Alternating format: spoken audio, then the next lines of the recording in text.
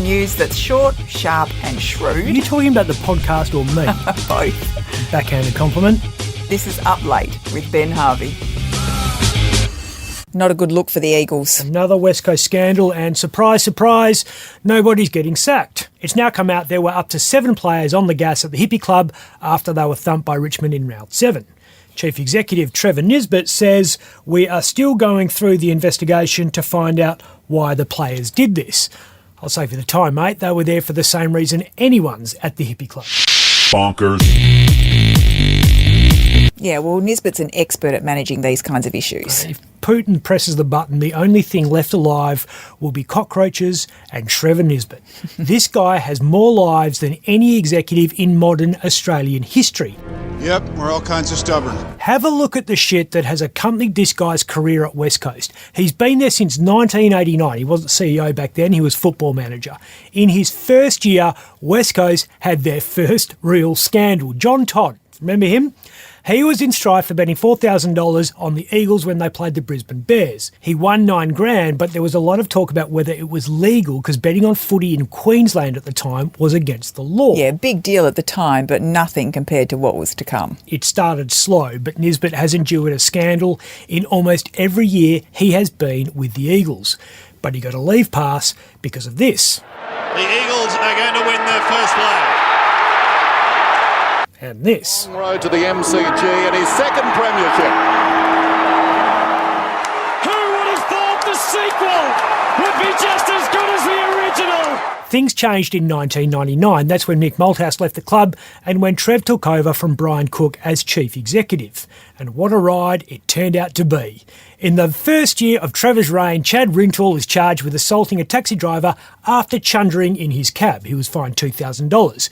A year later, 3 players are accused of sexually assaulting teenage girls at a Cannington party. In 2000, Nick Stone returns a positive drug test for speed. In 2001, Andrew Embley and Chad Fletcher are kicked out of the Palms Resort in Broome after disrupting other guests. Then things got serious. Quite. In 2002, 2 Eagles players, later discovered to be Ben Cousins and Michael Gardner, are investigated by police after wiretapping caught them phoning a drug dealer for cocaine. Also that year, Gardner assaults someone at the Cottesloe Beach Hotel. CCTV tapes are deleted before the police can finish their investigation. How convenient. A bit later that year, Cousins hurts his arm falling down the stairs at Club Bayview after he punches Daniel Kerr in the face. Andrew Embley's arrested at the same club for assaulting a patron, but the charge is dismissed after new information from a mystery prison witness. When prisoner witnesses are getting people off charges, you know you got a problem. In 2003, Gardner is photographed socialising with drug dealer Peter Andrew Britton. This led to a warning from the Eagles that players should avoid socialising with criminals for fear of tainting the game's image. In 2004, Quentin Lynch is behind the wheel during a drunken high-speed chase. A bit later that year, Kerr is charged with passing a fake prescription for Valium. In a 3 degrees of Perth thing, Magistrate Paul Heaney doesn't disqualify himself from that case despite being an Eagles fan and Waffle Tribunal chairman. In 2005, Aaron Edwards is put on a 3-month good behaviour bond after pleading guilty to disorderly conduct after a fight at Metropolis Fremantle. The same year saw former coach Ken Judge done for drink driving, and Cousins and Gardner are again caught socialising with criminals. This time it's coffin cheater David Morris. They're also being asked by the cops what they knew about the underworld clash at Metro City nightclub when Troy McCanny and John Kizon went head-to-head with Scorpion boy Nabil Debag. Jeepers, things were really getting loose by 2005. And 2006. In that year, Cousins is stood down as captain after he flees from that booze bus. Ashley Sampy's accused of threatening his partner with a knife.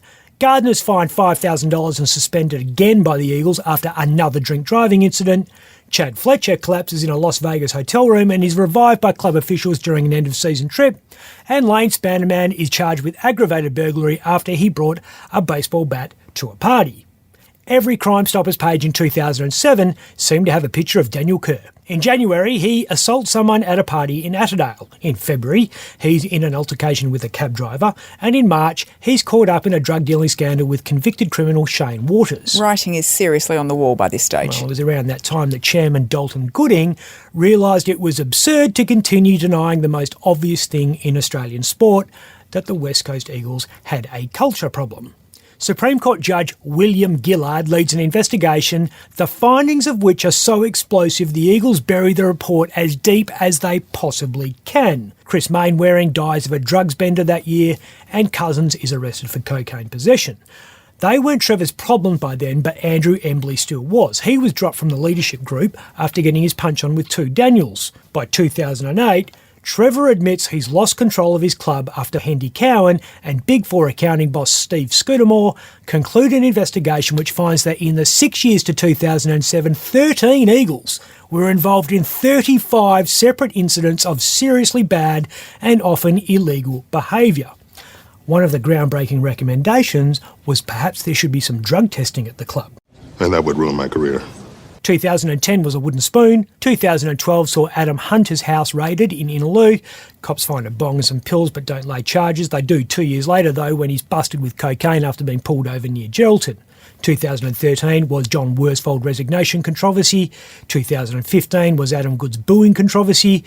Trev had a quiet couple of years then, but a ghost from the past came to bite him in the arse in 2017 when that secret report by Judge Gillard from 10 years earlier was leaked in full to the Herald Sun newspaper. In 2018, the CEO was still being haunted when one-time Eagles rookie Ben Sharp is jailed for 9 years for an armed robbery he says he committed to fuel an ice habit picked up at West Coast. Liam Ryan's busted drink driving that year.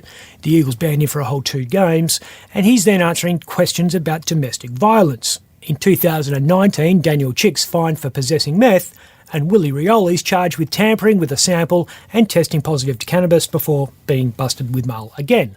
Oh, and in early 2020, early Eagles star Dean Laidley, now Daniel Laidley, was charged with possessing meth, although even I would have trouble blaming Trevor for that one. And Nisbett's still the boss. Trevor Nisbett could shoot someone dead in broad daylight in the middle of St George's Terrace, and nobody at the Eagles would dare question him when he turned up to work the next day.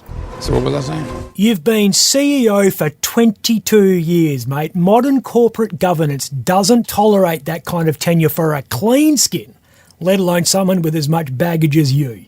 You've been on borrowed time since 2008, so how about giving the club a real chance at a real fresh start and hanging up the boots? If you'd like to watch Up Late with me, Ben Harvey, search for The West Australian on YouTube.